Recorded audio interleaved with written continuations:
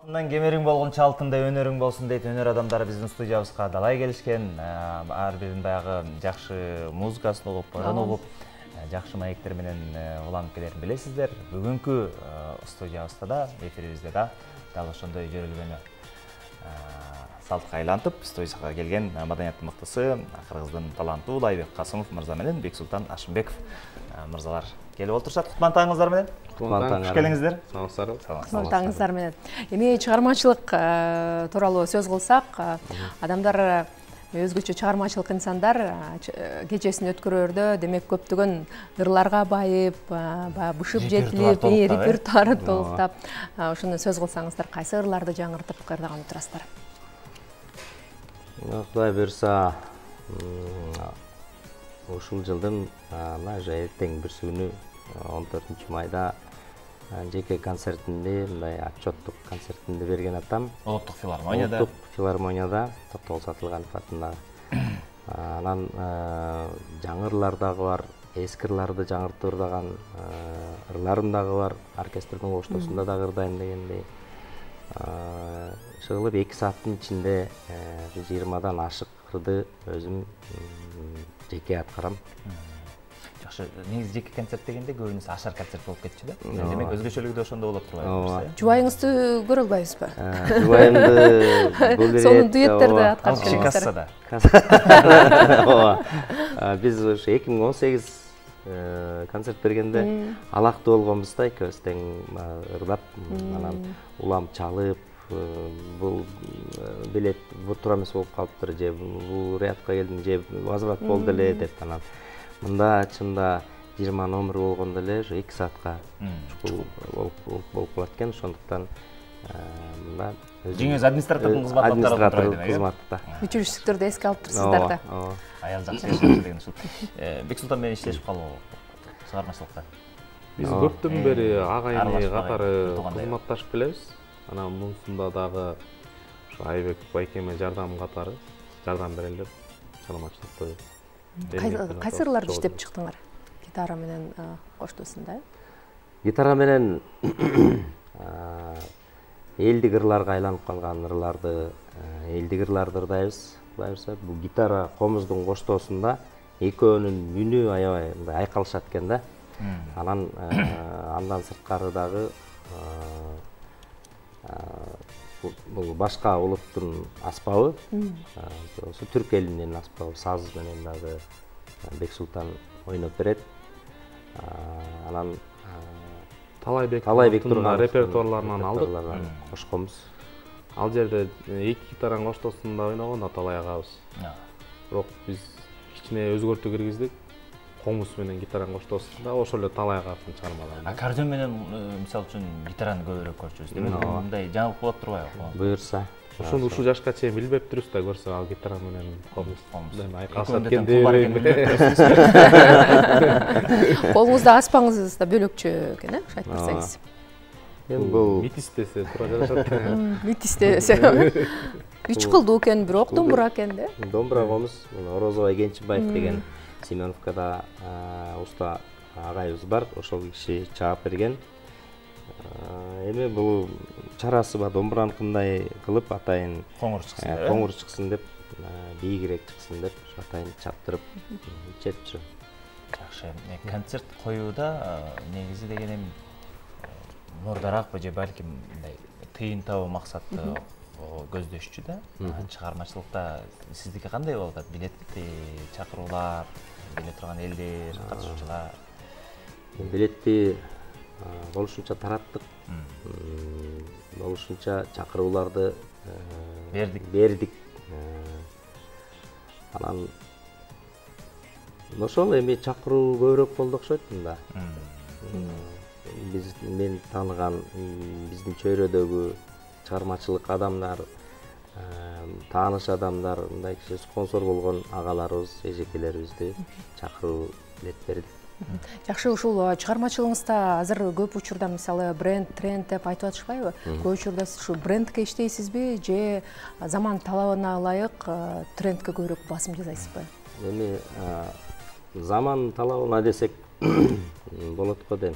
Анткени кандай ырларды эл мындай суусап угуп каалап атса ошого жараша ырдайбыз. Бирок ошол тренд унутулуп калат деп айтышат да. Унутулбайт го эми. Мезгил өткөндө, мисалы, мода алмашканда дегенде элечи тренд унутулуп калат дейт да, кооптонбойсузбу анан? Андан деле кооптонбойм го. Унутулбайт деле болуш керек, эми бул классикалык ырлар да. Классикага айланган. Кайсы бир ырды кайталан, же болбосо кайсы бир ишти кайталанганга туура келсе, анда мыктыраак кылганга аракет кылат. Айбек мырзанын өзүнүн орду бар, тембри бар, үнү бар, өнөрү бар дегендей. Рахмат. Ийгиликтүү болот деген ойдобуз. Жалпы журтчулукта 14-майда улуттук филармонияда Айбек мырзанын концертине Бексултандай болгон таланттуу үй агалары коштолгон иш-чара.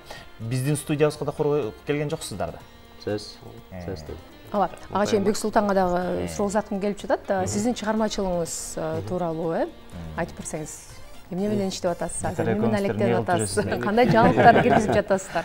Эң негизгиси мугалимдик. Агыртуу тармагында, балдар музыкалык мектебинде эмгектенебиз. Ошо гитара курсу боюнча. Андан тышкары ошо Айбек байкем айтып өтпөдү, түркенин сазды чалганды да үйрөнүп алганбыз. Аны да ошо Борбор калабызда ошо чайханаларда да ойноп эмгектенип атам. Бир ушул өткөн мезгил болгон гитарага аябай кызыгуу, бирок комузга кызыгуу азайган да. Азыр эми Кудайга шүгүр комуз четкендер аябай көп.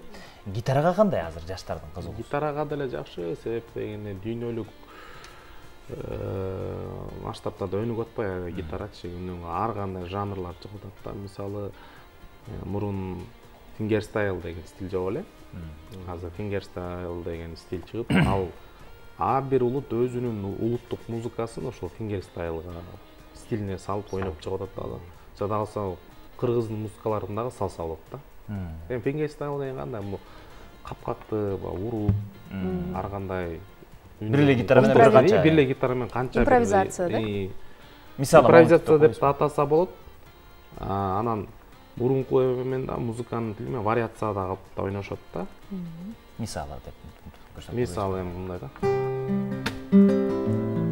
Мурун мындай жок эле да, таза кылдың гана үнүн ойношчу да. Ошо фингерстайл кеңири тарады. Азыр кызыгуу аябай көп негизи гитарагачы жаштардын. Азыр өзгөчө кавер аткаруу чыгармаларды, кавер форматын аткарууда дагы албетте гитаранын коштосу да, аралаштырып ырдоо менен да, кавердин түрү. Сиз айткандай инструментальный кавер эмес, ал тескерисинче ошол фингерстайл же болбосо классика стилинде деле иштеп чыгып атышат да азыр жаштар. YouTube'дан дагы азыр соц тармактардан дагы мүмкүнчүлүктөр болуп атпайбы үйрөнгөнгөчү. Жакшы. Айбек мырза, мына ушундай эксперименттер аябай көп болуп атат да, изденүүнүн аркасынан чыгып атат да бул делечи. Сиз ушул нерсеге кандай карайсыз? Сиз көбүнчө мындай фольклорду, классиканы аткарып жүргөн инсан катары. Бул нерсе бизге баягы жат эле көрүнүш. Бул нерсени мен көптөн бери мындай кандай десем эңсеп жүргөм, ушуну каалап жүргөм да, ушундай болсо кандай болот эле деп. Анан Бексултан иним экөөбүз отуруп, анан мындай кылсак, кавер кылбайлыбы деп сүйлөшүп отуруп эле анан кийин комуз менен чертип көрсөк, аябай мындай айкалышты да.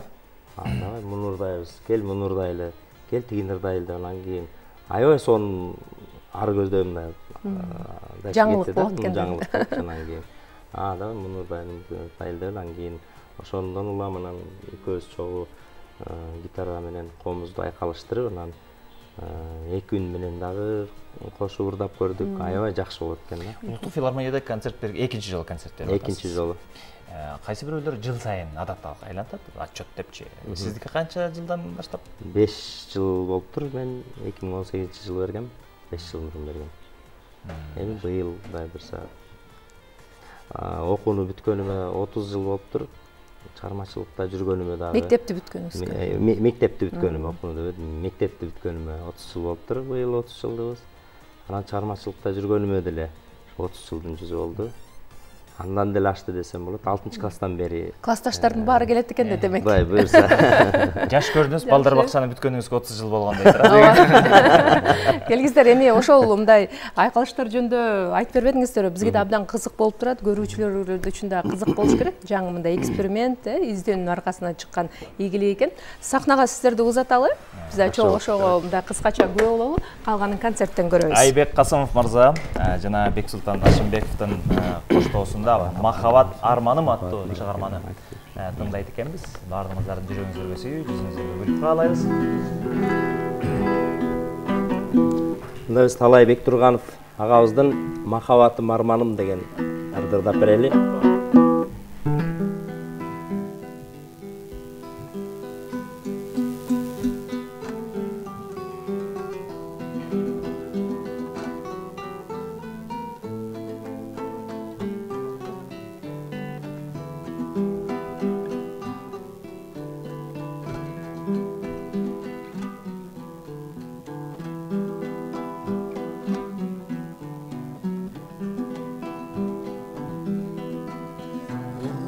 Жатам кимге жаштыгымдын, улгайды сени көпкө көрбө көзүм, көдөндү жарып чыккан үшкүркө, окшото берчи болдум өзүмдү өзүм. Мен үчүн сени сүйбөй коюу күнөм, бакыт деп сени мага берген дүйнө. Сенсиз өткөн өмүр жалаң арман, сенсиз өткөн күндөр бары жалган. Мен үчүн сени сүйбөй коюу күнөм, бакыт деп сени мага берген дүйнө. Сенсиз өткөн өмүр жалаң арман, сенсиз өткөн күндөр бары жалган. Ордуңду толтура албай сыздайт күкү, мун канган күкүгө да убал керек. Мендеги сүй менен бул тагдырда бактысыз болуу бирок мүмкүн эмес. Мен үчүн сени сүйбөй коюу күнөм, бакыт деп сени мага берген дүйнө. Сенсиз өткөн өмүр жалаң арман, сенсиз өткөн күндөр бары жалган.